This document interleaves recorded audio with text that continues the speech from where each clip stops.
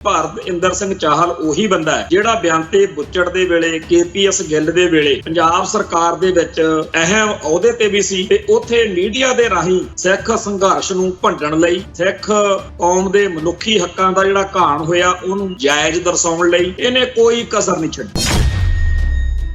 ਪੰਜਾਬ ਦਾ ਘਾਣ ਕਰਵਾਉਣ ਵਿੱਚ ਜੋ ਕੁਝ ਇਹਨਾਂ ਨੇ ਕੀਤਾ ਉਹਦੇ ਉੱਤੇ ਇਹਨਾਂ ਨੂੰ ਕੋਈ ਸ਼ਰਮ ਹੈ ਨਹੀਂ ਹੈਗੀ। ਇਹਨਾਂ ਲੋਕਾਂ ਨੇ ਜਿਹੜਾ ਇੰਡੀਅਨ ਸਟੇਟ ਦਾ ਹੱਥ ਚੋਕਾ ਬਣ ਕੇ ਕਮਾਈਆਂ ਕੀਤੀਆਂ, ਜੋ ਇਹਨਾਂ ਨੇ ਮਹਿਲ ਮਨਾਰੇ ਖੜੇ ਕੀਤੇ, ਅੱਜ ਉਹੀ ਇੰਡੀਅਨ ਸਟੇਟ ਇਹਨਾਂ ਦੇ ਛੱਤਰ ਫੇਰ ਰਹੀ।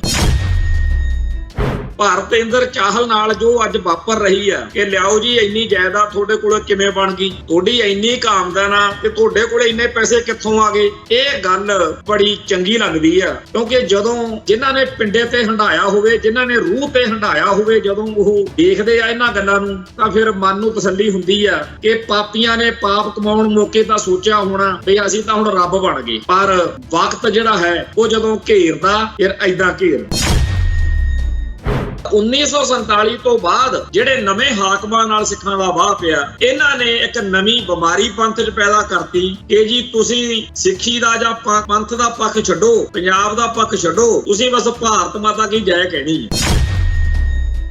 ਜਿਹੜਾ ਦਿੱਲੀ ਨੇ ਭਗਵੇਂ ਬ੍ਰਿਗੇਡ ਨੇ, ਹਿੰਦੂ ਤਵੀ ਸੋਚ ਨੇ, ਭਾਰਤੀ ਨਿਜ਼ਾਮ ਨੇ ਇਹ ਚਾਲ ਖੇਡੀ ਆ ਕਿ ਜੇ ਸਿੱਖਾਂ ਦਾ ਜਲੂਸ ਕੱਢਣਾ, ਸਿੱਖਾਂ ਨੂੰ ਮਾਰਨਾ, ਸਿੱਖਾਂ ਦੇ ਵਿੱਚੋਂ ਹੀ ਬੰਦੇ ਲੱਭੋ। ਹੁਣ ਵੀ ਤੁਸੀਂ ਦੇਖ ਲਓ, ਚਾਹੇ ਆਹ ਐਂਟੀ ਪੰਥਕ ਜਿੰਨੇ ਡੇਰੇਦਾਰ ਨੇ, ਚਾਹੇ ਉਹ ਡੇਰਾ ਬਿਆਸ ਵਾਲਾ, ਚਾਹੇ ਉਹ ਪਨਿਆਰੇ ਵਾਲਾ, ਚਾਹੇ ਉਹ ਸਰਸੇ ਵਾਲਾ, ਚਾਹੇ ਕੋਈ ਹੋਰ ਆ, ਇੱਥੋਂ ਤੱਕ ਕਿ ਨੂਰ ਮਹਿਲ ਆਸ਼ੂਤੋਸ਼ ਵਾਲਾ ਬਿਹਾਰ ਦਾ ਸੀ, ਇਹਨਾਂ ਸਾਰਿਆਂ ਨੂੰ ਕਿਹਾ ਜਾਂਦਾ ਕਿ ਪੱਗਾਂ ਦਾੜੇ ਰੱਖ ਕੇ ਸਿੱਖਾਂ ਵਰਗੇ ਬਣ ਕੇ ਪੰਜਾਬ ਨੂੰ, ਪੰਥ ਨੂੰ ਬਰਬਾਦ ਕਰੋ ਤਾਂ ਕਿ ਬਾਹਰਲੇ ਲੋਕਾਂ ਨੂੰ ਸਮਝ ਹੀ ਨਾ ਲੱਗੇ ਇਹ ਹੋ ਕੀ ਗਿਆ।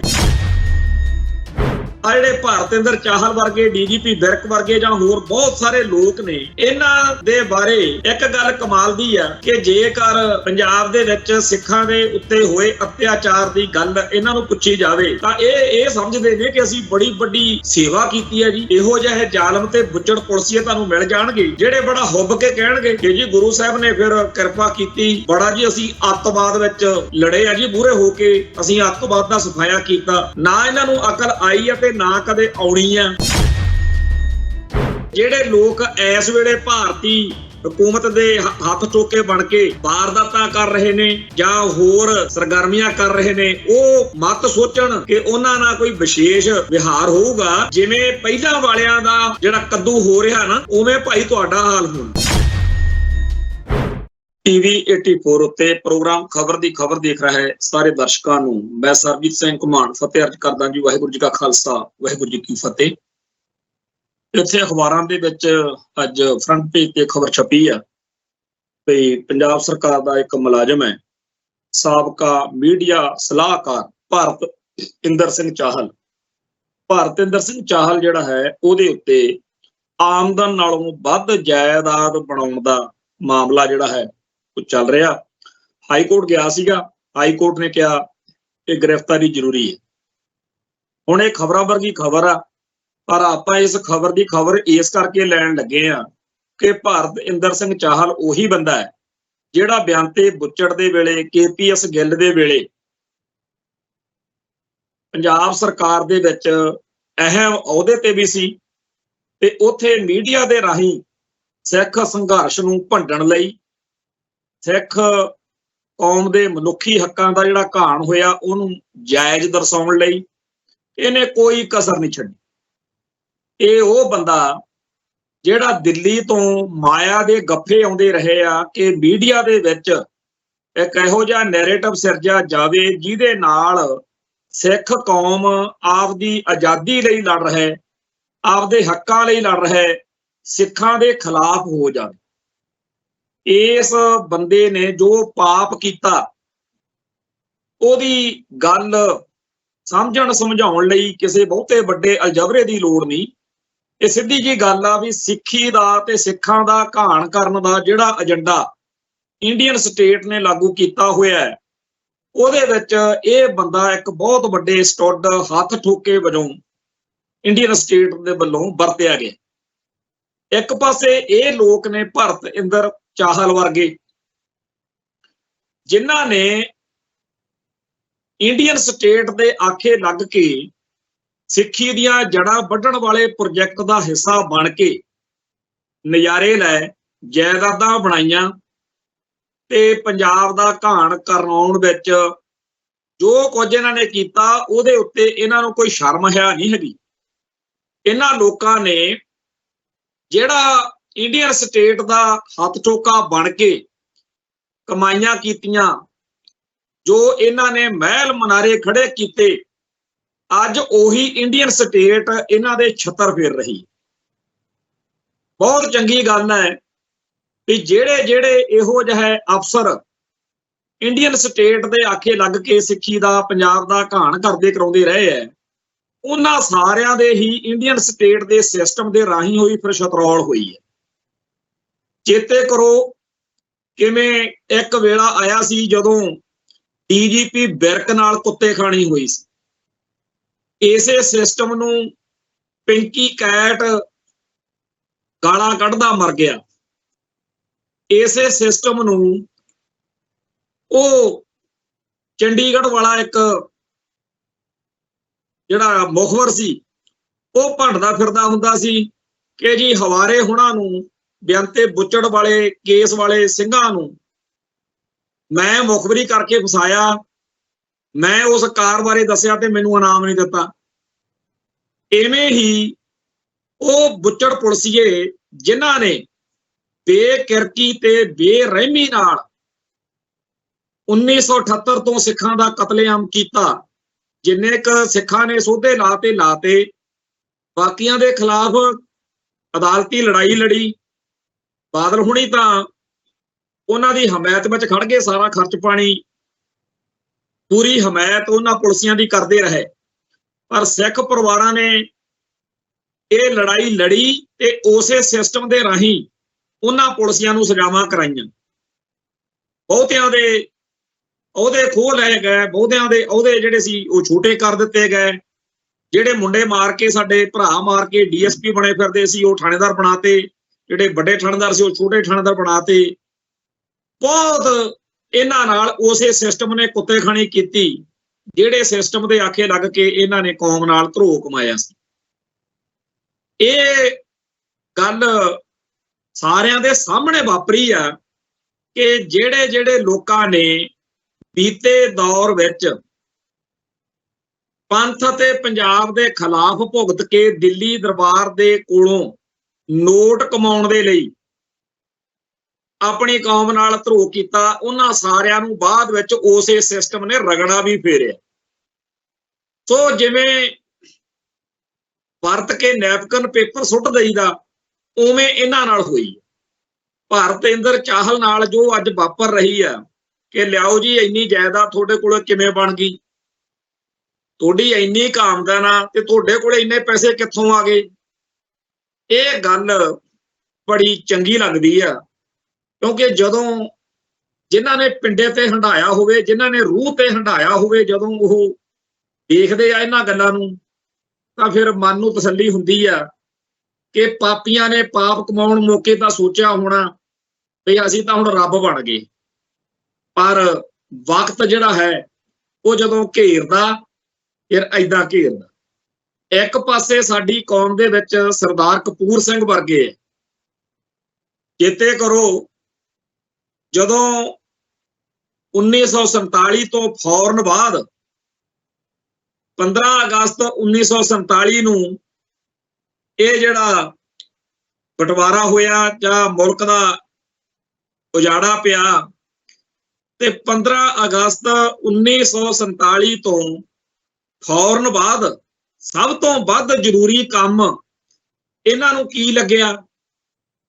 ਇਹਨਾਂ ਨੇ ਇਹ ਲੱਭਿਆ ਵੀ ਛੇਤੀ ਤੋਂ ਛੇਤੀ ਸਿੱਖਾਂ ਦੇ ਨਗੱਦੇ ਕਸੇ ਜਾਣ। 10 ਅਕਤੂਬਰ 1947 ਨੂੰ ਇਹਨਾਂ ਦਿਨਾਂ ਦੇ ਵਿੱਚ ਹੀ ਭਾਰਤ ਸਰਕਾਰ ਨੇ ਉਹ ਸਰਕੂਲਰ ਜਾਰੀ ਕੀਤਾ ਸੀ ਕਿ ਜਿਹੜੇ ਸਿੱਖ ਨੇ ਇਹ ਕਾਨੂੰਨ ਦੀ ਪਰਵਾਹ ਨਹੀਂ ਕਰਦੇ, ਲਾਲੈਸ ਪੀਪਲ ਨੇ, ਤੇ ਇਹ ਲਾ ਅਵਾਇਡਿੰਗ ਹਿੰਦੂਆਂ ਲਈ ਬੜੇ ਮੁਸੀਬਤ ਬਣ ਸਕਦੇ ਆ। ਇਸ ਕਰਕੇ ਇਹਨਾਂ ਦੇ ਬਾਰੇ ਵਿਸ਼ੇਸ਼ ਇੰਤਜ਼ਾਮ ਕੀਤੇ ਜਾਣ।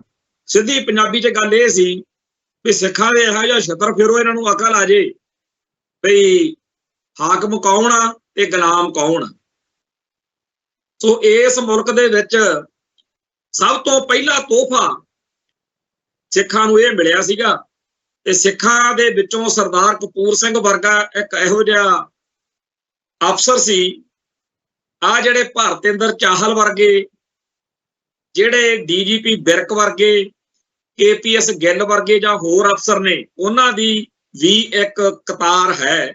ਪਰ ਸਰਦਾਰ ਕਪੂਰ ਸਿੰਘ ਵਰਗੇ ਵੀ ਨੇ ਜਿਨ੍ਹਾਂ ਨੇ ਆਪਦੀ ਨੌਕਰੀ ਦੀ ਪਰਵਾਹ ਨਹੀਂ ਕੀਤੀ, ਇਸ ਸਰਕੂਲਰ ਬਾਰੇ ਕੌਮ ਨੂੰ ਦੱਸਿਆ, ਅਕਾਲੀ ਲੀਡਰਸ਼ਿਪ ਨੂੰ ਦੱਸਿਆ, ਰੌਲਾ ਰੱਪਾ ਪਿਆ ਤੇ ਅੱਜ ਤੱਕ ਇਹ ਭਚੀਕੜ ਪੂਰੀ ਤਰ੍ਹਾਂ ਪਿਆ ਹੋਇਆ।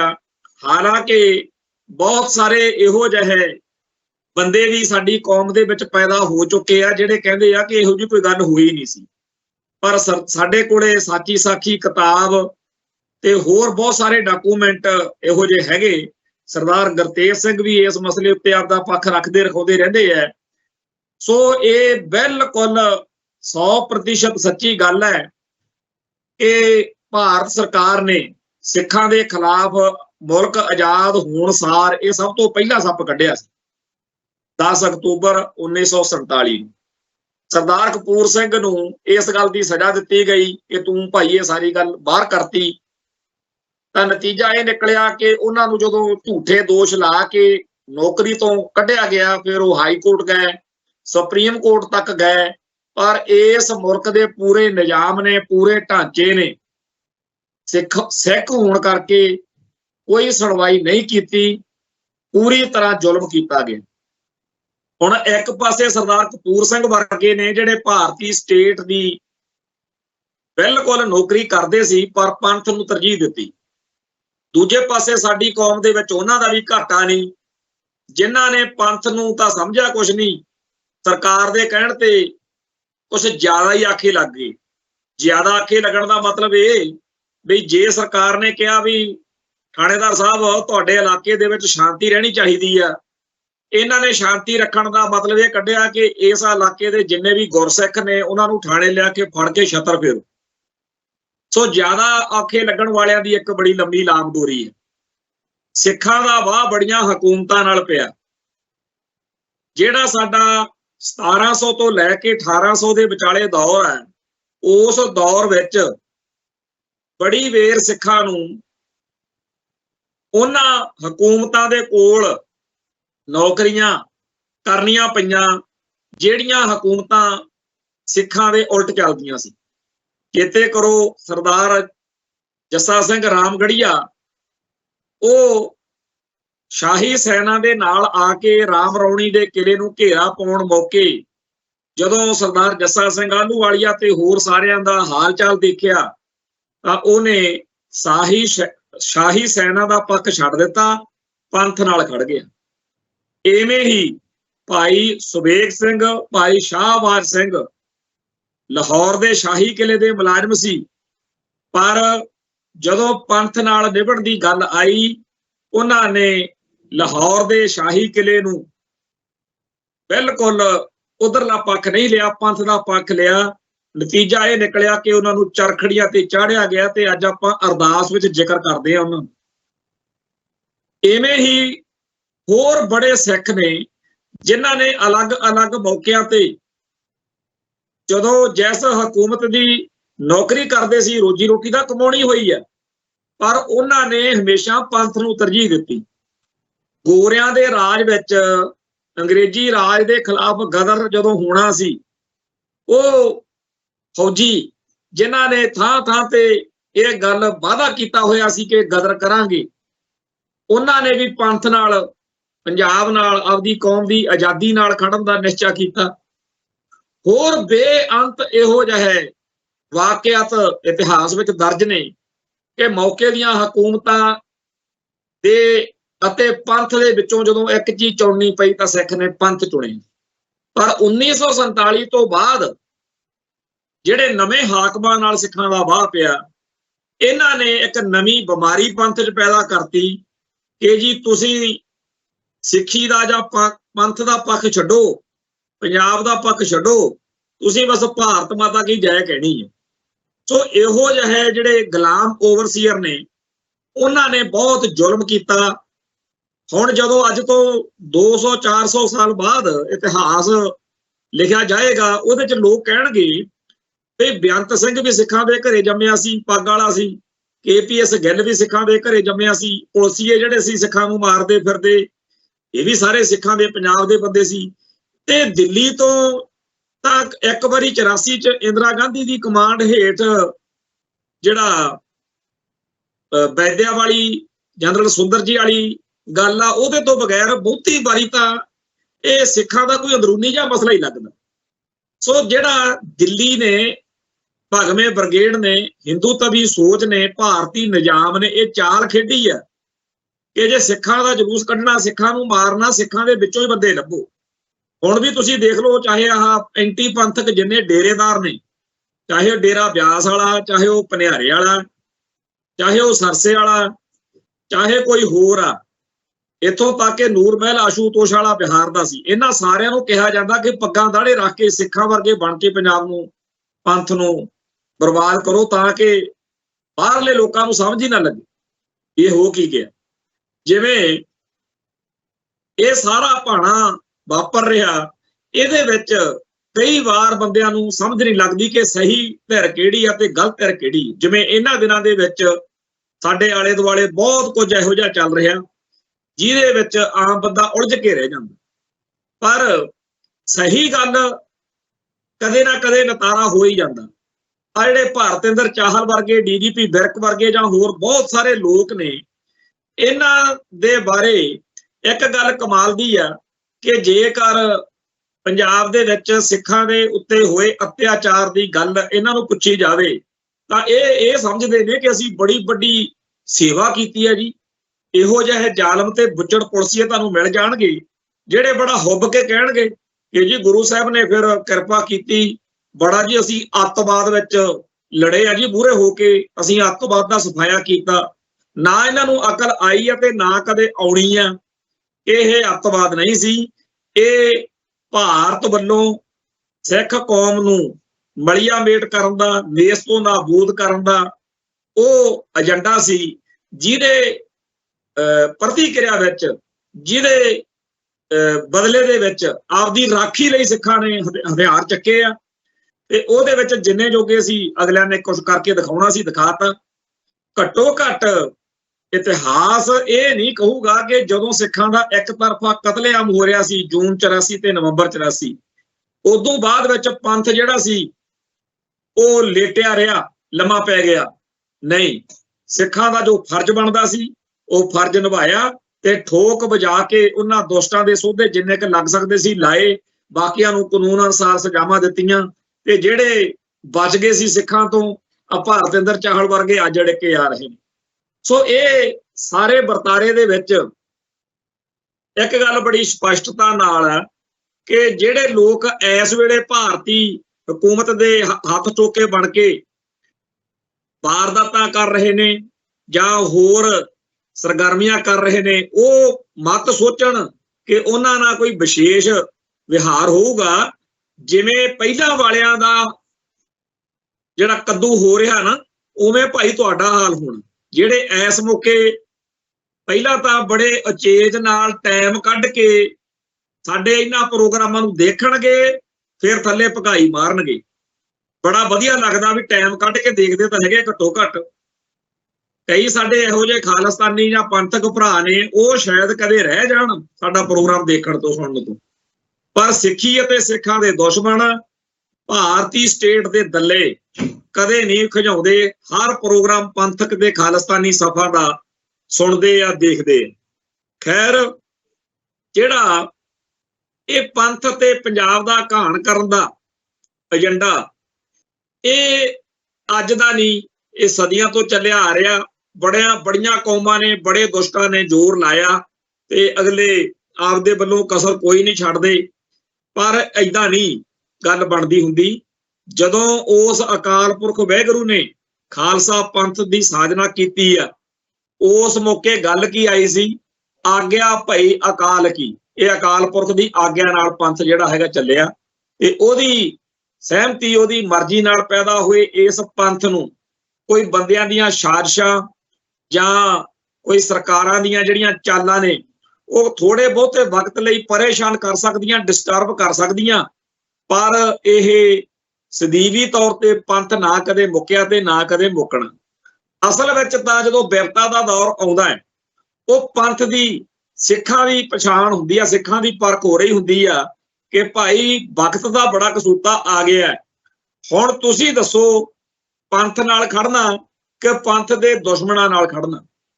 ਜੇ ਪੰਥ ਦੇ ਦੁਸ਼ਮਣਾਂ ਨਾਲ ਖੜਨਾ ਹੈ ਫੇਰ ਤੁਹਾਡੇ ਸਵਾਲ ਹੋਰ ਹੋਣਗੇ, ਜੇ ਪੰਥ ਨਾਲ ਖੜਨਾ ਫੇਰ ਤੁਹਾਡੇ ਸਵਾਲ ਅਤੇ ਜਵਾਬ ਹੋਰ ਤਰੀਕੇ ਨਾਲ ਹੋਣਗੇ। ਜੇਕਰ ਕੋਈ ਪੰਥ ਦੇ ਦੁਸ਼ਮਣਾਂ ਨਾਲ ਖੜਾ ਫਿਰ ਉਹਦਾ ਸਵਾਲ ਇਹ ਹੋਊਗਾ ਕਿ 1978 ਤੋਂ ਚੱਲੇ ਸੰਘਰਸ਼ ਵਿੱਚ ਆਪਾਂ ਖੱਟਿਆ ਕੀ? ਜਿਵੇਂ ਕੋਈ ਲਾਲਾ ਜੀ ਦੀ ਹੱਟੀ ਹੋਵੇ ਤੇ ਉੱਥੇ ਕੋਈ ਦੁਕਾਨ ਤੇ ਆਪਾਂ ਬੈਠੇ ਹੋਈਏ ਵੀ ਆਪਾਂ ਇਹ ਚੋਂ ਕਮਾਈ ਕਰਕੇ ਲੈ ਕੇ ਜਾਣੀ ਹੈ। ਇਹ ਤਾਂ ਗੱਲ ਐਉਂ ਸੀ ਕਿ ਪੰਥ ਦੀ ਅਣਖ ਨੂੰ ਅਗਲਿਆਂ ਨੇ ਵੰਗਾਰਿਆ ਸੀ ਤੇ ਸਾਡਾ ਹੱਕ ਬਣਦਾ ਸੀਗਾ ਜਵਾਬ ਦੇਣ ਦਾ, ਤੇ ਜਵਾਬ ਦੇ ਦਿੱਤਾ। ਇਹ ਤਾਂ ਇਉਂ ਗੱਲ ਆ ਜਿਵੇਂ ਕੋਈ 4-5 ਨਿਆਣਿਆਂ ਦੀ ਮਾਤਾ ਬਾਜ਼ਾਰ 'ਚ ਜਾਵੇ ਤੇ ਗੁੰਡੇ ਉਹਨੂੰ ਪੈ ਜਾਣ ਉਹਦੀ ਇੱਜ਼ਤ ਨੂੰ, ਤੇ ਉਹ ਨਿਆਣਿਆਂ ਨੂੰ ਪਤਾ ਵੀ ਹੋਵੇ ਕਿ ਅਸੀਂ ਇਹਨਾਂ ਬਦਮਾਸ਼ਾਂ ਮੂਹਰੇ ਬਹੁਤਾ ਟਾਈਮ ਕੱਟ ਨਹੀਂ ਸਕਣਾ, ਪਰ ਉਹਨਾਂ ਦਾ ਜਿਹੜਾ ਫਰਜ਼ ਬਣਦਾ ਆਪਦੀ ਮਾਂ ਦੀ ਇੱਜ਼ਤ ਲਈ ਲੜਨ ਦਾ, ਮਰਨ ਦਾ, ਅਗਲੇ ਉਹ ਨਿਭਾਉਂਦੇ ਹੋਏ ਜਿੰਨੇ ਜੋਗੇ ਹੈਗੇ ਆ ਖੜ ਗਏ।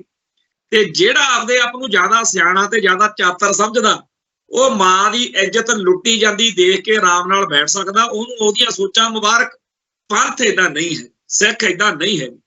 ਸੋ ਜਿਹੜੇ ਬੰਦੇ ਸੋਚਦੇ ਆ ਵੀ ਕੀ ਖੱਟਿਆ ਵੀ ਲੜਨਾ ਨਹੀਂ ਸੀ ਚਾਹੀਦਾ, ਉਹਨਾਂ ਦੀ ਫਿਤਰਤ ਇਹ ਆ ਵੀ ਜੇ ਉਹਨਾਂ ਦੇ ਘਰ ਧੀ ਭੈਣ ਦੀ ਇੱਜ਼ਤ ਲੁੱਟਣ ਲਈ, ਘਰ ਨੂੰ ਡਾਕਾ ਮਾਰਨ ਲਈ ਕੋਈ ਆ ਜਾਵੇ, ਹੋ ਸਕਦਾ ਉਦੋਂ ਉਹ ਪਾਸੇ ਹੋ ਕੇ ਖੜ ਜਾਣ ਵੀ ਲੜਨ ਦਾ ਕੀ ਫਾਇਦਾ, ਮਰਾਂਗੇ, ਨੁਕਸਾਨ ਹੋਊਗਾ। ਤੋ ਨੁਕਸਾਨ ਤੋਂ ਬਚਣ ਲਈ ਚਾਹੇ ਉਹ ਇੱਜ਼ਤ ਲੁੱਟ ਲੈਣ, ਚਾਹੇ ਘਰ ਦੀ ਦੌਲਤ ਲੁੱਟ ਲੈਣ। ਇਹ ਇਸ ਤਰੀਕੇ ਦੀ ਸੋਚ ਵਾਲਿਆਂ ਦੀ ਬਿਰਤੀ ਹੋ ਸਕਦੀ ਹੈ, ਪਰ ਸਿੱਖ ਦੀ ਬਿਰਤੀ ਇਹ ਨਹੀਂ ਹੈ। ਸਿੱਖ ਜਿਹੜਾ ਹੈ ਉਹ ਡਟੇਗਾ, ਉਹ ਲੜੇਗਾ ਤੇ ਅੜੇਗਾ। ਜਿਹੜਾ ਸਿੱਖ ਵਾ ਉਹਦੇ ਅੰਦਰ ਧੁਰ ਅੰਦਰ ਇਹ ਗੱਲ ਵਸੀ ਹੁੰਦੀ ਹੈ ਕਿ ਇਹ ਮੇਰਾ ਧਰਮ ਹੈ, ਇਹ ਮੇਰੀ ਕੌਮ ਹੈ, ਤੇ ਇਸ ਪੰਥ ਨੂੰ, ਇਸ ਪੰਜਾਬ ਨੂੰ ਬਚਾਉਣਾ, ਇਹਦੀ ਰਾਖੀ ਕਰਨਾ, ਇਹਦੇ ਹਿੱਤਾਂ ਲਈ ਲੜਨਾ ਮੇਰਾ ਹੱਕ ਵਾ, ਮੇਰਾ ਫਰਜ਼ ਵਾ। ਕਿਉਂਕਿ ਪੰਜਾਬ ਜਿਹੜਾ ਹੈਗਾ ਗੁਰੂ ਪਾਤਸ਼ਾਹ ਨੇ ਸਾਡੇ ਲੇਖੇ ਲਾਇਆ, ਸਾਡੂ ਬਖਸ਼ਿਸ਼ ਆ। ਇਹਦੇ ਲਈ ਕਿਸੇ ਯੂਪੀ ਬਿਹਾਰ ਦੇ ਜਾਂ ਕਿਸੇ ਹੋਰ ਦੇ ਕਰਮਾਂ 'ਚ ਨਹੀਂ ਹੈਗਾ, ਇਹ ਉਹਦੇ ਲਈ ਨਹੀਂ ਹੈਗਾ, ਇਹ ਸਾਡੇ ਲਈ ਹੈ। ਤੇ ਦਿੱਲੀ ਅਤੇ ਭਾਰਤ ਦੇ ਸਾਰੇ ਸੂਬਿਆਂ ਦਾ ਇਕਨਕਤੀ ਪ੍ਰੋਗਰਾਮ ਆ ਕਿ ਪੰਜਾਬ ਦੀ ਪੰਥਕ ਦਿੱਖ ਆ ਜਿਹੜੀ ਉਹ ਖਤਮ ਕਰਨੀ। ਦੇਖੋ ਮਹਾਰਾਸ਼ਟਰ ਦੇ ਵਿੱਚ ਹਿੰਦੂ ਸ਼ਿਵ ਸੈਨਾ ਵਾਲੇ ਦੂਜੇ ਸੂਬਿਆਂ ਦੇ ਲੋਕਾਂ ਤੇ ਇਲਜ਼ਾਮ ਲਾ ਕੇ ਕਿ ਸਾਡੀ ਬੋਲੀ, ਸਾਡਾ ਧਰਮ, ਸਾਡਾ ਸੱਭਿਆਚਾਰ ਖਰਾਬ ਕਰ ਦੇਣਗੇ, ਉਹਨਾਂ ਦੇ ਉੱਤੇ ਡਾਂਗਾ ਮਾਰ ਕੇ ਉਹਨਾਂ ਨੂੰ ਭਜਾਉਂਦੇ ਆ ਤੇ ਕਾਨੂੰਨ ਬਣਾਉਂਦੇ ਆ ਕਿ ਜੀ ਇੱਥੇ ਸਾਡੇ ਸੂਬਿਆਂ ਦੇ ਲੋਕਾਂ ਨੂੰ ਨੌਕਰੀ ਮਿਲੂ। ਇਵੇਂ ਹੀ ਭਾਰਤ ਦੇ ਹਰ ਸੂਬੇ ਨੇ ਆਪੋ ਆਪਣੇ ਹਿਸਾਬ ਨਾਲ ਕਾਨੂੰਨ ਬਣਾਏ ਨੇ, ਪਰ ਜਦੋਂ ਪੰਜਾਬ ਦੀ ਗੱਲ ਆਉਂਦੀ ਆ ਇੱਥੇ ਸਾਰੇ ਜਿਹੜੇ ਨੇਗੇ ਖੁੱਲੀ ਸ਼ਾਮਲਾਟ ਵਾਂਗੂ ਜਿਹਦਾ ਜੀ ਕਰਦਾ ਤੁਰਿਆ ਹੁੰਦਾ। ਇੱਕ ਮਨੁੱਖੀ ਸਿਰਾਂ ਦਾ ਦਰਿਆ ਜਿਹੜਾ ਹੜ੍ਹ ਵਾ ਉਹ ਵਗ ਰਿਹਾ, ਰੀਲਾਂ ਭਰ ਕੇ ਆ ਰਹੀਆਂ ਤੇ ਲਗਾਤਾਰ ਪੰਜਾਬ ਦੀ ਧਰਤੀ ਆ ਜਿਹੜੀ ਉਹਦੇ ਉੱਤੇ ਗੈਰ ਪੰਜਾਬੀਆਂ ਦਾ ਕਬਜ਼ਾ ਕਰਵਾਇਆ ਜਾ ਰਿਹਾ। ਮਿੰਟਾਂ ਦੇ ਵਿੱਚ ਵੋਟਰ ID ਕਾਰਡ ਬਣ ਜਾਂਦੇ ਆ, ਆਧਾਰ ਕਾਰਡ ਬਣ ਜਾਂਦੇ ਆ, ਸਟੇਟ ਕਿਸੇ ਤੇ ਇਤਰਾਜ਼ ਨਹੀਂ ਕਰਦੀ। ਪਰ ਜੇ ਕਿਸੇ ਪੰਜਾਬ ਦੇ ਬੰਦੇ ਨੇ ਹਿਮਾਚਲ, ਰਾਜਸਥਾਨ, ਹਰਿਆਣਾ ਜਾਂ ਕਿਤੇ ਵੀ ਜਾ ਕੇ ਰਹਿਣਾ ਹੋਵੇ ਉਹਦੀ ਧੁੱਕੀ ਕੱਢ ਦਿੰਦੇ ਨੇ, ਉਹਦਾ ਕੁਛ ਨਹੀਂ ਬਣ ਦਿੰਦੇ ਛੇਤੀ ਕਿਤੇ ਕੰਮ। ਇੱਥੋਂ ਤੱਕ ਕਿ ਜੇ ਪੰਜਾਬੀ ਬੰਦੇ ਨੇ ਪਿੰਡ ਚੋਂ ਉੱਠ ਕੇ ਸ਼ਹਿਰ ਜਾਂ ਸ਼ਹਿਰ ਤੋਂ ਦੂਜੇ ਸ਼ਹਿਰ ਜਾਣਾ ਹੋਵੇ ਤਾਂ ਵੀ ਉਹਦੇ ਕਾਗਜ਼ ਬਣ ਨਹੀਂ ਦਿੱਤੇ ਜਾਂਦੇ। ਪਰ ਯੂਪੀ ਬਿਹਾਰ ਤੋਂ ਆਏ ਬੰਦਿਆਂ ਨੂੰ ਇੱਥੇ ਵਸਾਉਣ ਦੇ ਲਈ, ਪੱਕੇ ਵਸਨੀਕ ਬਣਾਉਣ ਦੇ ਲਈ ਜੋ ਕੁਝ ਹੋ ਰਿਹਾ ਇਸ ਪੰਚਾਇਤ ਚੋਣ ਮੌਕੇ, ਇਹ ਸਾਰਾ ਕੁਝ ਬੜੀ ਚੰਗੀ ਤਰ੍ਹਾਂ ਨਸ਼ਰ ਹੋ ਰਿਹਾ। ਪੰਜਾਬ ਦੇ ਰਾਜਨੀਤਿਕ, ਧਾਰਮਿਕ, ਆਰਥਿਕ, ਸੱਭਿਆਚਾਰਕ, ਸਮਾਜਿਕ ਹਿੱਤਾਂ ਦੀ ਜਿਸ ਤਰੀਕੇ ਨਾਲ ਬਲੀ ਦਿੱਤੀ ਜਾ ਰਹੀ ਹੈ ਉਹ ਹਰ ਸਿੱਖ ਨੂੰ ਸਮਝ ਹੈ। ਤੇ ਸਿੱਖ ਇਹ ਸੋਚ ਕੇ ਚੁੱਪ ਕਰਕੇ ਨਹੀਂ ਬੈਠ ਸਕਦਾ ਕਿ ਜੀ ਆਪਾਂ ਕੀ ਕਰੀਏ, ਆਪਾਂ ਗਿਣਤੀ ਘੱਟ ਆ। ਸਿੱਖ ਨੂੰ ਪਤਾ ਸ਼ੇਰਾਂ ਦੀ ਗਿਣਤੀ ਘੱਟ ਹੀ ਹੁੰਦੀ ਹੈ। ਸਿੱਖ ਨੂੰ ਆਪਦੇ ਹੱਕ ਲਈ ਲੜਨਾ ਪੈਣਾ ਤੇ ਸਿੱਖ ਲੜਦਾ। ਤੇ ਆ ਜਿਹੜਾ हैगा लाला बिरती कि जी खट्टिया की, ये ओहो जे ने जिहड़े कहंदे आ बई जेकर किसी नाल लड़ाई झगड़ा हो जे ते उत्थे राजीनामा होऊगा ते 4 पैसे बनणगे। इहो जी मलंग बिरती ना गुरु पातशाह सिखां नूं देण ते ना सिख इस बिरती दे राह पैण।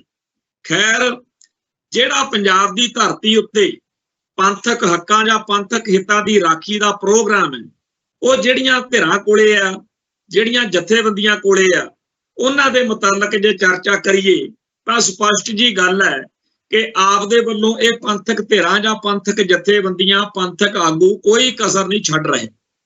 ਪਰ ਸਾਡੀ ਕੌਮ ਦੇ ਅੰਦਰ ਇਹ ਬੜੀ ਅਜੀਬ ਇੱਕ ਗੱਲ ਆ ਗਈ ਹੈ ਕਿ ਬਾਦਲ ਦਲ ਨੇ ਜਦੋਂ ਪੰਥਕ ਏਜੰਡਾ ਤਿਆਗ ਦਿੱਤਾ ਤਾਂ ਪੰਥਕ ਜਥੇਬੰਦੀਆਂ ਦਾ ਟਕਰਾਅ ਜਿਵੇਂ ਕਾਂਗਰਸ ਨਾਲ ਹੋਣਾ ਸੀ, ਜਿਵੇਂ ਭਾਜਪਾ ਨਾਲ ਤੇ ਕਾਮਰੇਡਾਂ ਨਾਲ ਜਾਂ ਹੋਰ ਐਂਟੀ ਪੰਥਕ ਫੋਰਸਸ ਨਾਲ ਹੋਣਾ ਸੀ, ਬਿਲਕੁਲ ਉਵੇਂ ਦਾ ਟਕਰਾਅ ਬਾਦਲ ਕਿਆਂ ਨਾਲ ਹੋ ਗਿਆ।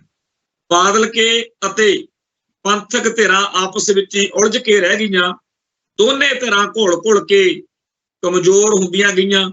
ਅੱਜ ਨਾ ਬਾਦਲ ਕਿਆਂ ਕੋਲ ਉਹ ਸ਼ਕਤੀ ਸਮਰੱਥਾ ਰਹੀ ਆ ਤੇ ਨਾ ਅੱਜ ਪੰਥਕ ਧਿਰਾਂ ਕੋਲ ਇਹੋ ਜਿਹੀ ਸ਼ਕਤੀ ਤੇ ਸਮਰੱਥਾ ਰਹੀ ਹੈ। ਇਸ ਮੌਕੇ ਸਾਡੇ ਬਾਹਰਲੇ ਮੁਲਕਾਂ ਦੇ ਵਿੱਚ ਬੈਠੇ ਭਰਾਵਾਂ ਤੋਂ ਬਹੁਤ ਵੱਡੀ ਇੱਕ ਗੜਬੜ ਹੋਈ ਕਿ ਉਹਨਾਂ ਨੇ ਜਿਹੜੀ ਮਾਇਆ ਦੇ ਗੱਫੇ ਆਪਦੀਆਂ ਪੰਥਕ ਧਿਰਾਂ ਨੂੰ ਦੇਣੇ ਸੀ, ਕੌਮੀ ਫਰਜ਼ ਨਿਭਾਉਣ ਵਾਲਿਆਂ ਨੂੰ ਦੇਣੇ ਸੀ, ਉਹਨਾਂ ਨੇ ਕੇਜਰੀਵਾਲ ਦੀ ਆਮ ਆਦਮੀ ਪਾਰਟੀ ਦੇ ਲੇਖੇ ਲਾਤੇ ਤੇ ਉਹ ਜਿਹੜੇ ਲੀਡਰ ਬਾਹਰਲੇ ਮੁਲਕਾਂ 'ਚ ਜਾ ਕੇ ਆਮ ਆਦਮੀ ਪਾਰਟੀ ਦਾ ਪ੍ਰਚਾਰ ਕਰਕੇ ਉਹ ਗੱਫੇ ਲਿਆਉਂਦੇ ਰਹੇ, ਕੇਜਰੀਵਾਲ ਨੇ ਉਹ ਸਾਰੇ ਡੱਕਰ ਤੇ ਉਹਨਾਂ ਦੀ ਸਰਕਾਰ ਵੀ ਬਣ ਗਈ। ਪਰ ਜਿਹੜੀਆਂ ਗੱਲਾਂ ਕਹਿ ਕੇ ਇਹ ਮਾਇਆ ਇਕੱਠੀ ਕੀਤੀ ਗਈ ਸੀ, ਚਾਹੇ ਉਹ ਪ੍ਰੋਫੈਸਰ ਦਵਿੰਦਰਪਾਲ ਸਿੰਘ ਭੁੱਲਰ ਦਾ ਮਸਲਾ ਸੀ ਤੇ ਚਾਹੇ ਕੋਈ ਬੇਅਦਬੀ ਸਮੇਤ ਕੋਈ ਹੋਰ ਮਸਲਾ ਸੀ, ਸਾਰੇ ਮਸਲਿਆਂ ਦੇ ਵਿੱਚ ਕੇਜਰੀਵਾਲ ਨੇ ਠੁੱਠ ਦਿਖਾਤੀ। ਆਮ ਆਦਮੀ ਪਾਰਟੀ ਬੁਰੀ ਤਰ੍ਹਾਂ ਪੰਥ ਅਤੇ ਪੰਜਾਬ ਦੇ ਉਲਟ ਭੁਗਤ ਰਹੀ। ਸੋ ਜਿਸ ਤਰੀਕੇ ਦਾ ਇਹ ਸਾਰਾ ਵਰਤਾਰਾ ਵਾਪਰਿਆ ਉਹਨੂੰ ਦੇਖ ਕੇ ਇਹ ਗੱਲ ਜ਼ਰੂਰ ਮਨ ਵਿੱਚ ਆਉਂਦੀ ਆ ਕਿ ਜਿੰਨੇ ਪੈਸੇ ਕੇਜਰੀਵਾਲ ਦੀ ਆਮ ਆਦਮੀ ਪਾਰਟੀ ਨੂੰ ਦਿੱਤੇ ਗਏ ਆ, ਜੇ ਕਿਤੇ ਪੰਜਾਬ ਦੇ ਵਿੱਚ ਸਰਗਰਮ ਸਿੱਖ ਜਥੇਬੰਦੀਆਂ ਨੂੰ ਉਹਨਾਂ ਚੋਂ ਅੱਧੇ ਵੀ ਦਿੱਤੇ ਹੁੰਦੇ ਤਾਂ ਅੱਜ ਨਤੀਜੇ ਕੋਈ ਹੋਰ ਹੋਣੇ ਸੀ। ਅੱਜ ਪੰਜਾਬ ਦੀ ਧਰਤੀ ਉੱਤੇ ਇੱਕ ਤਾਂ ਇਹ ਵਰਤਾਰਾ ਬੜਾ ਗਲਤ ਚੱਲਿਆ ਕਿ ਬਹੁਤ ਵੱਡਾ ਮਾਇਆ ਦਾ ਗੱਫਾ ਜਿਹੜਾ ਪੰਥਕ ਧਿਰਾਂ ਦਾ ਹੱਕ ਬਣਦਾ ਸੀ ਉਹ ਆਮ ਆਦਮੀ ਪਾਰਟੀ ਨੂੰ ਮਿਲਿਆ। ਦੂਜਾ ਇਹ ਕਿ ਨਵੀਆਂ ਧਿਰਾਂ, ਨਵੇਂ ਪਲੇਟਫਾਰਮ ਉਭਾਰ ਕੇ ਪਹਿਲਾਂ ਵਾਲੇ ਪਰਖੇ ਹੋਏ ਜਿਨ੍ਹਾਂ ਨੇ ਕੌਮ ਲਈ ਉਹਨਾਂ ਵੇਲਿਆਂ 'ਚ ਕੁਰਬਾਨੀਆਂ ਕੀਤੀਆਂ ਜਦੋਂ ਇਹ ਵੀ ਨਹੀਂ ਸੀ ਪਤਾ ਕਿ ਹੁਣ ਲਾਸ਼ ਘਰਦਿਆਂ ਨੂੰ ਮਿਲੂ ਕਿ ਨਹੀਂ ਮਿਲੂ, ਉਹਨਾਂ ਦੀ ਥਾਂ ਨਵੇਂ ਆਪਾਂ ਚਿਹਰੇ ਉਭਾਰ ਕੇ ਨਵੇਂ ਪਲੇਟਫਾਰਮ ਉਭਾਰਨ ਦੀ ਜਿੱਦ ਫੜੀ, ਉਹਨਾਂ ਦੀ ਹਮਾਇਤ ਕੀਤੀ। ਨਤੀਜਾ ਕੀ ਨਿਕਲਿਆ ਕਿ ਪੁਰਾਣੀਆਂ ਜਿਹੜੀਆਂ ਜਥੇਬੰਦੀਆਂ ਸੀ, ਪੁਰਾਣੇ ਜਿਹੜੇ ਆਗੂ ਸੀ, ਉਹ ਕਮਜ਼ੋਰ, ਹੋਰ ਕਮਜ਼ੋਰ ਤੇ ਉਦੋਂ ਵੱਧ ਕਮਜ਼ੋਰ ਕਰਦੇ ਕਰਾਉਂਦੇ ਅੱਜ ਇੱਥੇ ਆ ਗਏ ਕਿ ਸ਼ਰੇਆਮ ਇੱਕ ਸਿੱਖ ਬੱਚੇ ਦਾ, ਨੌਜਵਾਨ ਦਾ ਕਤਲ ਹੋ ਗਿਆ। ਪਰ 3 ਦਿਨ ਤੋਂ ਉੱਥੇ ਕੋਈ ਧਰਨਾ ਮੁਜ਼ਾਹਰਾ ਜਾਂ ਉੱਥੇ ਕੋਈ ਲਾਮਬੰਦੀ ਨਹੀਂ ਹੋ ਸਕੀ। ਅਜੇ ਤੱਕ ਭਾਈ ਗੁਰਪ੍ਰੀਤ ਸਿੰਘ ਹਰੀ ਨਾਂ ਦੀ ਡੈੱਡ ਬੋਡੀ, ਮ੍ਰਿਤਕ ਦੇ ਉੱਥੇ ਰੱਖੀ ਹੋਈ ਆ ਵੀ ਸੰਸਕਾਰ ਨਹੀਂ ਕਰਨਾ ਜਦੋਂ ਤੱਕ ਕੋਈ ਗੱਲ ਨਹੀਂ ਬਣਦੀ। ਉਹਨਾਂ ਦੇ ਪਰਿਵਾਰਕ ਮੈਂਬਰ ਜਿਹੜੇ ਬਾਹਰ ਅੰਦਰ ਗਏ ਆ ਉਹਨਾਂ ਦੇ ਵੀ ਆਉਣ ਦੀ ਚਰਚਾ।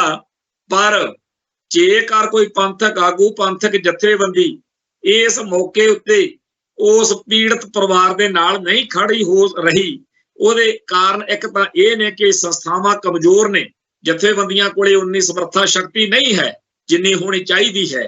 ਪਰ ਨਾਲ ਦੀ ਨਾਲ ਇਹ ਵੀ ਗੱਲ ਆ ਕਿ ਹਰੇਕ ਬੰਦਾ ਡਰਦਾ। ਜਿਸ ਤਰੀਕੇ ਦਾ ਮਾਹੌਲ ਸੋਸ਼ਲ ਮੀਡੀਆ ਦੇ ਉੱਤੇ ਗਾਲਾਂ ਕੱਢਣ ਵਾਲਿਆਂ ਨੇ ਬਣਾਇਆ ਹੋਇਆ, ਉਹ ਤੋਂ ਹਰੇਕ ਬੰਦਾ ਡਰਦਾ ਵੀ ਐਵੇਂ ਮੇਰੀ ਇੱਜ਼ਤ ਨੂੰ ਨਿਲਾਮ ਹੋਏਗਾ ਇੱਥੇ। ਤੋਂ ਇਸ ਮਾਹੌਲ ਦੇ ਵਿੱਚ ਸਾਡੇ ਭਾਈਚਾਰੇ ਨੂੰ ਹੁਣ ਇਹ ਥੋੜਾ ਜਿਹਾ ਹੋਸ਼ ਕਰਨੀ ਚਾਹੀਦੀ ਆ ਕਿ ਇੱਕ ਪਾਸੇ ਉਹ ਆਗੂ ਜਾਂ ਉਹ ਜਥੇਬੰਦੀਆਂ ਨੇ ਜਿਨ੍ਹਾਂ ਦੀ ਇੱਕ ਜ਼ਿੰਮੇਵਾਰੀ ਹੁੰਦੀ, ਜਿਨ੍ਹਾਂ ਦੇ ਉੱਤੇ ਇੱਕ ਨੈਤਿਕ ਤੌਰ ਤੇ ਦਬਾਅ ਰਹਿੰਦਾ ਉਹ ਆਪਣੀ ਰਿਸਪੌਂਸਿਬਿਲਿਟੀ ਨੂੰ, ਆਪਣੀ ਜ਼ਿੰਮੇਵਾਰੀ ਨੂੰ ਸਮਝਦੇ। ਪਰ ਜਿਹੜੇ ਨਵੇਂ ਨੌਜਵਾਨ ਸਰਗਰਮ ਹੁੰਦੇ ਆ, ਉਹਨਾਂ ਕਰਕੇ ਜਿਹੜਾ ਮਾਹੌਲ ਆ ਉਹ ਇੰਨਾ ਗੈਰ ਜ਼ਿੰਮੇਵਾਰੀ ਵਾਲਾ ਬਣ ਜਾਂਦਾ। ਕਿਸੇ ਵੀ ਬੰਦੇ ਦਾ ਕੋਈ ਕੁੰਡਾ ਨਹੀਂ। ਜੇਕਰ ਦਲ ਖਾਲਸਾ, ਦਲਜੀਤ ਸਿੰਘ ਗਰੁੱਪ, ਮਾਨ ਦਲ ਦਾ ਕੋਈ ਮਸਲਾ ਹੋਵੇ, ਕੋਈ ਟਕਰਾਅ ਹੋਵੇ, ਜੇ ਬੋਲ ਕਬੋਲ ਹੋ ਜਾਵੇ ਤਾਂ ਇੱਕ ਸੀਮਾ ਰੇਖਾ ਦਾ ਖਿਆਲ ਰੱਖਦੇ ਆ। ਬੜੀ ਵਾਰ ਤਲਖੀਆਂ ਹੋ ਸਕਦੀਆਂ ਹੁੰਦੀਆਂ ਨੇ, ਪਰ ਉਹਨਾਂ ਦੇ ਉੱਤੇ ਬਾਹਰ ਬੈਠੇ ਭਾਈਚਾਰੇ ਦਾ, ਇੱਕ ਦੂਜੇ ਦੇ ਮੱਥੇ ਲੱਗਣ ਦਾ ਫਿਰ ਵੀ ਦਬਾਅ ਰਹਿੰਦਾ ਹੈ। ਪਰ ਇਹ ਨੌਜਵਾਨਾਂ ਨੇ, ਜਿਨ੍ਹਾਂ ਨੇ ਬੀਤੇ 5 ਸਾਲਾਂ 'ਚ ਕੰਮ ਸਾਂਭਿਆ, ਉਹਨਾਂ ਦੀ ਸ਼ਕਤੀ ਤੇ ਸਮਰੱਥਾ ਵਧਾਉਣ ਮੌਕੇ ਆਪਾਂ ਕਿਸੇ ਨੇ ਇਹ ਸੋਚਿਆ ਕਿ ਆਹ ਦਿਨ ਵੀ ਆਉਣਗੇ। ਅੱਜ ਇੱਕ ਨੌਜਵਾਨ ਦਾ ਕਤਲ ਹੋਇਆ। ਹੁਣ ਇਸ ਮਾਹੌਲ ਵਿੱਚ ਜਾਂ ਤਾਂ ਗੱਲ ਇਸ ਪਾਸੇ ਨੂੰ ਤੋਰੀ ਜਾ ਸਕਦੀ ਆ ਕਿ ਇੱਕ ਤੋਂ ਵੱਧ ਇੱਕ ਕਤਲ ਹੁੰਦਾ ਰਹੇ, ਜਿਹੋ ਜਿਹਾ ਮਾਹੌਲ ਪਿਛਲੇ 2 ਦਿਨ ਤੋਂ ਬਣਿਆ ਹੋਇਆ। ਕੋਈ ਹੈ ਜਿਹੜਾ ਕਹਿ ਸਕੇ ਇਹਨਾਂ ਨੌਜਵਾਨਾਂ ਨੂੰ ਕਿ ਭਾਈ ਆਪਸ ਵਿੱਚ ਹੀ ਨਾ ਲੜੋ, ਇਹ ਸ਼ਕਤੀ, ਇਹ ਸਮਰੱਥਾ ਦੁਸ਼ਮਣ ਲਈ ਸਾਂਭ ਕੇ ਰੱਖੋ? ਪਰ ਨਾ ਤਾਂ ਕੋਈ ਇਹਨਾਂ 'ਚ ਇਹੋ ਜਿਹੀ ਸਾਂਝੀ ਸ਼ਖਸੀਅਤ ਆ, ਤੇ ਜਿਹੜੇ ਵੱਡੇ ਪੁਰਾਣੇ ਆਗੂ ਸੀ ਉਹਨਾਂ ਨੂੰ ਇਹ ਸਾਰੇ ਗਾਲਾਂ ਕੱਢ ਕੇ ਉਹਨਾਂ 'ਚ ਡਿਸਕ੍ਰੈਡਿਟ ਹੋਏ ਨੇ ਉਹਨਾਂ ਦੀ ਨਜ਼ਰ 'ਚ। ਸੋ ਜਦੋਂ ਇਹਨਾਂ ਆਗੂਆਂ ਨੂੰ ਇਹ ਨਵੇਂ ਨੌਜਵਾਨ, ਨਵੀਆਂ ਜਥੇਬੰਦੀਆਂ ਰੱਦ ਕਰ ਰਹੇ ਸੀ, ਡਿਸਕ੍ਰੈਡਿਟ ਕਰ ਰਹੇ ਸੀ, ਮਾੜਾ ਬੋਲ ਰਹੇ ਸੀ, ਉਦੋਂ ਬਹੁਤ ਸਾਰੇ ਬੰਦਿਆਂ ਨੂੰ ਬੜਾ ਵਧੀਆ ਲੱਗਦਾ ਸੀ। ਕਿਉਂਕਿ ਜਦੋਂ ਕੋਈ ਆਗੂ, ਜਦੋਂ ਕੋਈ ਸੰਸਥਾ, ਕੋਈ ਜਥੇਬੰਦੀ ਕੰਮ ਕਰਦੀ ਆ, ਉਹਦੇ ਤੋਂ ਕੁਛ ਨਾ ਕੁਛ ਜ਼ਰੂਰ ਇਹੋ ਜਿਹਾ ਹੋ ਜਾਂਦਾ ਜਿਹਦੇ ਨਾਲ, ਜਿੱਤੋਂ ਸਾਡਾ ਮਨ ਜਿਹੜਾ ਹੈਗਾ ਉਹ ਥੋੜਾ ਜਿਹਾ ਦੁਖੀ ਹੋਇਆ ਹੁੰਦਾ। ਮੰਨ ਲਓ ਦਲ ਖਾਲਸਾ ਨੇ ਇੰਨੇ ਲੰਮੇ ਸਫ਼ਰ ਦੇ ਵਿੱਚ ਕੋਈ ਇਹੋ ਜਿਹਾ ਬਿਆਨ ਦਿੱਤਾ ਹੋਊ, ਕੋਈ ਇਹੋ ਜਿਹਾ ਪ੍ਰੋਗਰਾਮ ਐਲਾਨਤਾ ਹੋਊ ਜਿਹਦੀ ਕਰਕੇ ਦੂਰ ਬੈਠੇ ਕਿਸੇ ਪੰਥ ਦਰਦੀ ਨੂੰ ਗਲਤ ਲੱਗਿਆ ਕਿ ਇਹ ਕੰਮ ਇਹਨਾਂ ਦਾ ਠੀਕ ਨਹੀਂ। ਇਵੇਂ ਮਾਨ ਦਲ ਦਾ ਹੋ ਸਕਦਾ, ਇਵੇਂ ਦਲਜੀਤ ਸਿੰਘ ਗਰੁੱਪ ਦਾ ਕੋਈ ਕੰਮ, ਕੋਈ ਗਲਤੀ ਹੋ ਸਕਦੀ। ਪਰ ਉਸ ਗੱਲ ਦੇ ਬਦਲੇ ਵਿੱਚ ਨਵੇਂ ਚਿਹਰਿਆਂ ਨੂੰ ਇਸ ਕਦਰ ਤੱਕ ਹਮਾਇਤ ਦੇ ਦੇਣੀ ਕਿ ਪਹਿਲੋਂ ਵਾਲਿਆਂ ਦੇ ਪੱਲੇ ਕੱਖ ਨਾ ਰਵੇ, ਉਹ ਕੋਈ ਗੱਲ ਕਰਨ ਜੋਗੀ ਨਾ ਰਹਿਣ, ਜਾਂ ਫਿਰ ਨਵਿਆਂ ਦੀ ਇੰਨੀ ਸੋਹਣੀ ਸਟੱਜੀ ਸਕੂਲਿੰਗ ਹੋਈ ਹੋਵੇ ਕਿ ਉਹ ਗੱਲ ਨੂੰ ਸਾਂਭਣ ਜੋਗੇ ਹੋਣ। ਅੱਜ ਇੱਕ ਨੌਜਵਾਨ ਦਾ ਕਤਲ ਹੋਇਆ, ਇਹ ਕਤਲ ਹੋਰ ਵੀ ਹੋ ਸਕਦੇ। ਜਿਸ ਤਰੀਕੇ ਨਾਲ ਆਪਸ ਵਿੱਚ ਹੀ ਇਹਨਾਂ ਦਾ ਉਲਝਾ ਪਿਆ ਹੋਇਆ, ਕੋਈ ਤਣ ਪੱਤਣ ਗੱਲ ਦਾ ਦਿਖ ਨਹੀਂ ਰਿਹਾ, ਕੋਈ ਇਹੋ ਜਿਹੀ ਸਾਂਝੀ ਮਾਂਝੀ ਸ਼ਖਸੀਅਤ ਨਹੀਂ ਇਹਨਾਂ ਦੇ ਵਿਚਾਲੇ। ਪੁਰਾਣਿਆਂ ਦੇ ਇਹ ਸਾਹਮਣੇ ਕੋਈ ਗੱਲ ਉਹਨਾਂ ਨੂੰ ਪੁੱਛਦੇ ਨਹੀਂ, ਸਮਝਦੇ ਕੁਛ ਨਹੀਂ ਹੈਗੇ। ਤੇ ਇਸ ਸਾਰੇ ਕਾਸੇ ਦਾ ਜ਼ਿੰਮੇਵਾਰ ਜੇ ਇਹ ਸਿੱਖ ਨੌਜਵਾਨਾਂ ਨੂੰ ਮੰਨੀਏ ਤਾਂ ਇਹ ਗਲਤ ਗੱਲ ਹੈ। ਅਸਲ ਵਿੱਚ ਇਹਨਾਂ ਨੂੰ ਪੰਪ ਦੇਣ ਵਾਲੇ, ਇਹਨਾਂ ਨੂੰ ਚੱਕ ਲੋ ਕਰਨ ਵਾਲੇ, ਠੀਕ ਆ, ਨਵੇਂ ਨੌਜਵਾਨਾਂ ਨੇ ਉੱਭਰਨਾ, ਪਰ ਉਹਨਾਂ ਨੂੰ ਕਿਸੇ ਦਾਇਰੇ 'ਚ ਉਹਨਾਂ ਦੀ ਸਕੂਲਿੰਗ ਕਰਕੇ ਉਹਨਾਂ ਦੇ ਹੱਕ ਵਿੱਚ ਆਵਾਜ਼, ਨਵਿਆਂ ਨੂੰ ਪੁਰਾਣਿਆਂ ਦੇ ਨਾਲ ਲਾ ਕੇ ਸ਼ੁਰੂ ਕਰੀਏ। ਪਰ ਜਿਸ ਤਰੀਕੇ ਨਾਲ ਪੁਰਾਣਿਆਂ ਦੇ ਦੁਸ਼ਮਣ ਜੇ ਬਣਾ ਕੇ ਨਵਿਆਂ ਦੇ ਮੁਕਾਬਲੇ ਇੱਕ ਧਿਰਬਾਜੀ ਇਹ ਬਣੀ, ਉਹ ਅਜੇ ਤਾਂ ਇੱਕ ਕਤਲ ਹੋਇਆ, ਇਹ ਕਤਲ ਕਿਤੇ ਹੋਰ ਨਾ ਹੋ ਜਾਣ। ਬਹੁਤ ਮਨ ਮੇਰਾ ਇਸ ਗੱਲੋਂ ਔਖਾ, ਕਿਉਂਕਿ ਸਾਡੇ ਸਾਹਮਣੇ ਇਹ ਵਿਚਾਰੇ ਪੰਥ ਦੇ ਪਿੜ ਵਿੱਚ ਆਏ ਨੇ, ਇਹਨਾਂ ਦੇ ਜਜ਼ਬੇ ਸਾਫ਼ ਸੁਥਰੇ ਨੇ, ਇਹ ਦੁਸ਼ਮਣ ਨੂੰ, ਦਿੱਲੀ ਨੂੰ ਰੜਕਦੇ ਨੇ।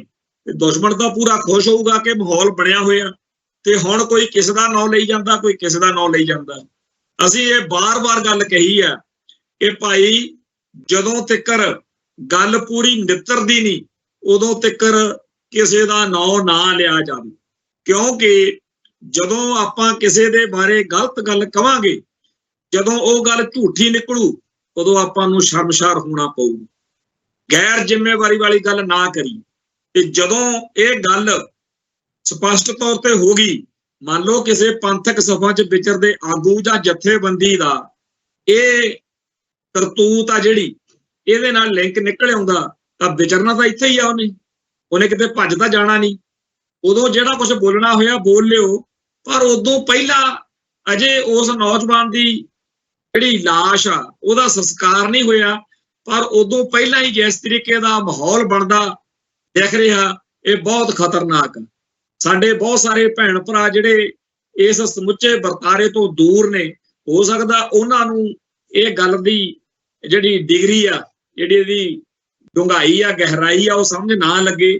पर सानू साफ दिख रहा कि जिन्नी तलखी कलेश संताप इन्हां नौजवानां च आपस विच ही वध रहा, इल्जामदराजी वध रही आ ते इह गल किसी होर पासे नूं ना तुर पवे कि असीं आपदे बच्चों दीयां लाशां चक्कण जोगे ही रह जांगे, कि साडी कोई जिम्मेवारी नहीं बनदी। किसी सिख आगू किसी सिख जथेबंदी का असीं कद काट इन्हां दा विचाले रह नहीं दिता। मैनूं चंगी तरह चेते आ जदों मान दल ते भाई दलजीत सिंह ग्रुप दे विचाले तकरार हुई, उदों किसी सिंह ने कोई नैगेटिव गल कोई ना वाचक गल की, भाई दलजीत सिंह ने तुरंत रोक दिता कि मान साहब के बारे इहो जी गल नहीं करनी, ठीक आ अपना उन्हां नाल मसला हैगा, वो गल आपदी थां ते आ पर इन्ना इउं नहीं।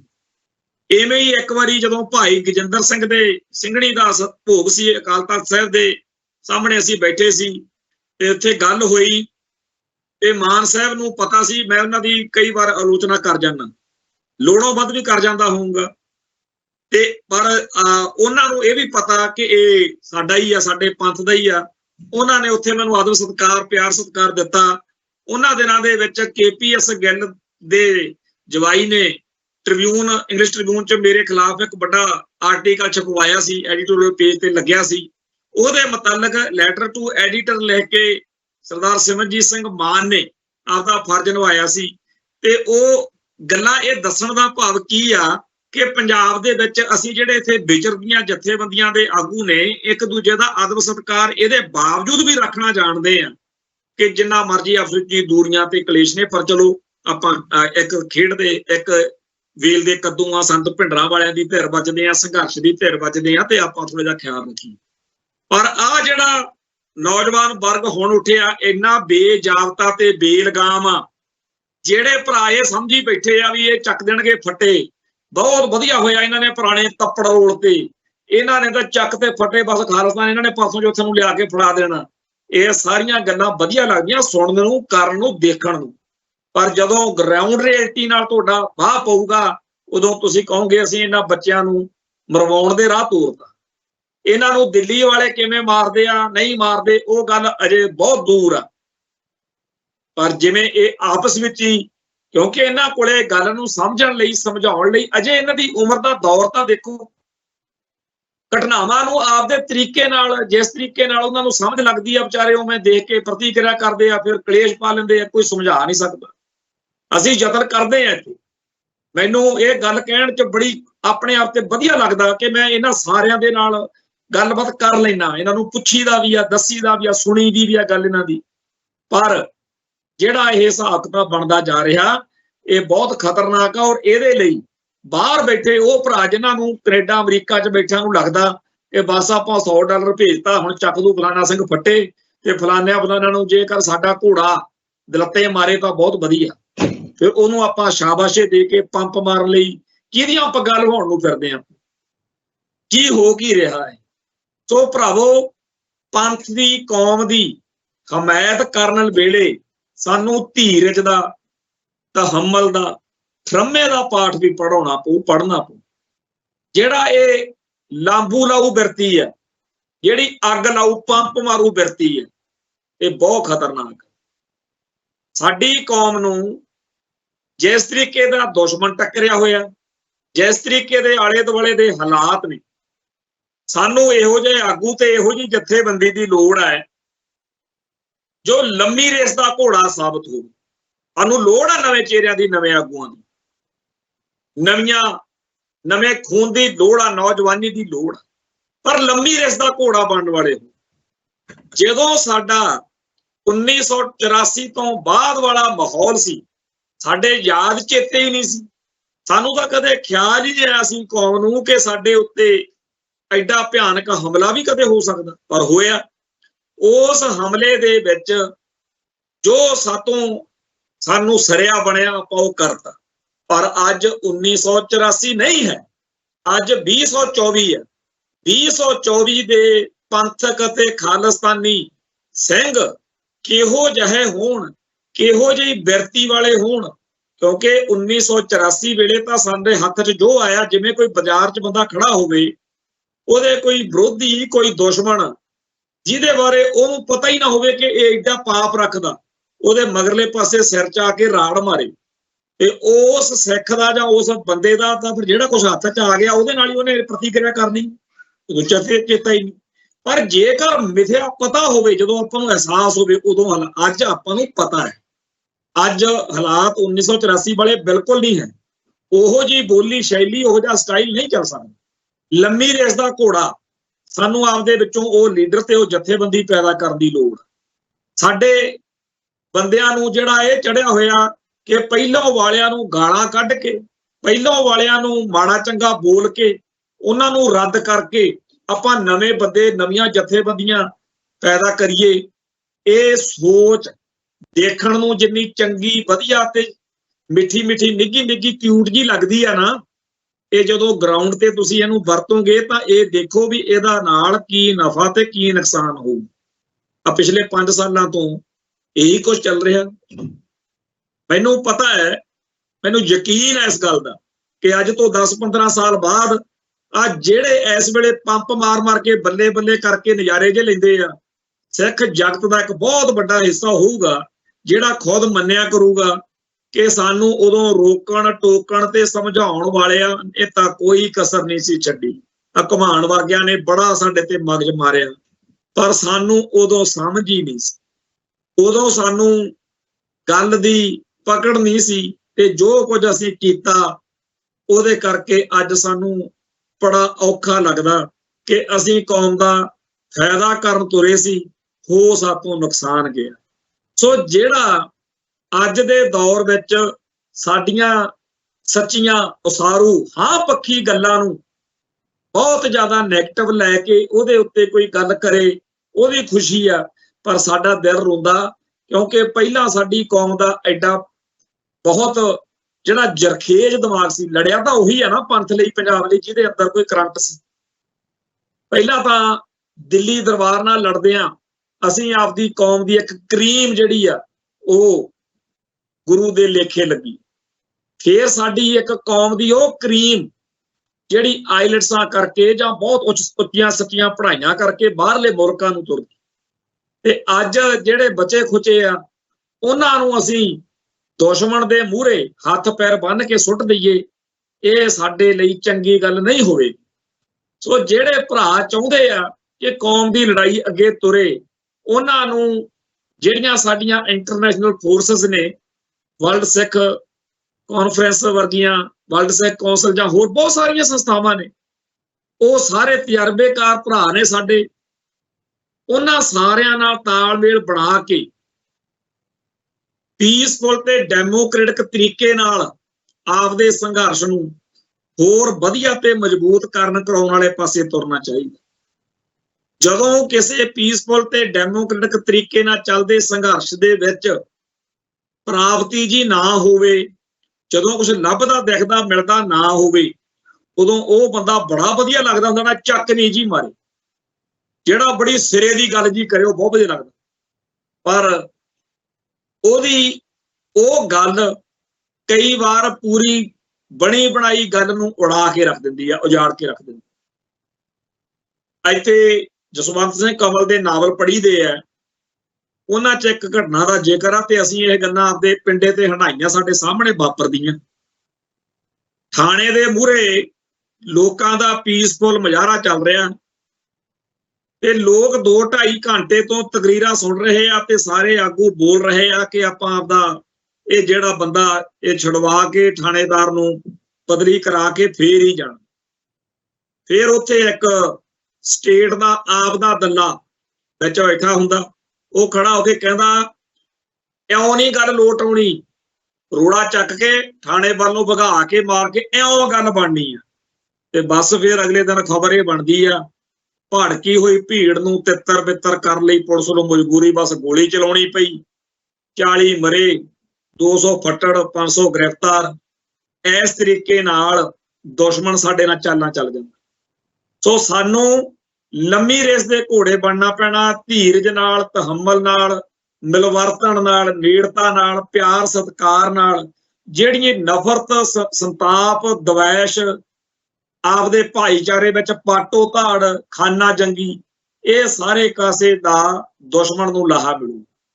ਸੋ ਜਿਵੇਂ ਸਾਡੇ ਬੀਤੇ ਦੌਰ ਵਿੱਚ ਟਕਰਾ ਰਹੇ ਨੇ, ਮਿਸਲਾਂ ਵੇਲੇ ਵੀ ਟਕਰਾ ਰਹੇ ਨੇ, ਆਪਸ ਵਿੱਚ ਹੀ ਮਸਲੇ ਬਣਦੇ ਬਣਾਉਂਦੇ ਰਹੇ ਨੇ, ਅੱਜ ਵੀ ਬਣਨਗੇ, ਗਾਹਾਂ ਵੀ ਬਣਨਗੇ। ਇਹ ਮਨੁੱਖੀ ਬਿਰਤੀ ਆ, ਇਹ ਭੇਡਾਂ ਦੀ ਕੌਮ ਨਹੀਂ ਹੈਗੀ ਵੀ ਸਾਰੇ ਇੱਕੋ ਜਿਹਾ ਸੋਚਣਗੇ। ਪਰ ਆਪਸ ਵਿੱਚ ਹੀ ਮਸਲੇ ਕਿਵੇਂ ਨਜਿੱਠਣੇ ਆ, ਇਹ ਹੋਰ ਸਿਸਟਮ ਆ।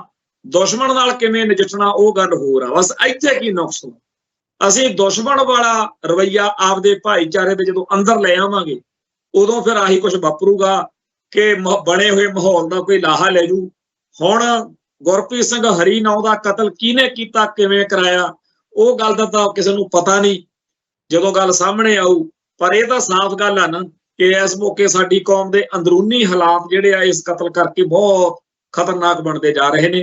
ਅਰਦਾਸ ਕਰੋ ਵਾਹਿਗੁਰੂ ਮੂਹਰੇ ਕੋਈ ਹੋਰ ਭਾਣਾ ਨਾ ਵਾਪਰੇ, ਕੋਈ ਹੋਰ ਇਹੋ ਜਿਹੀ ਗੱਲ।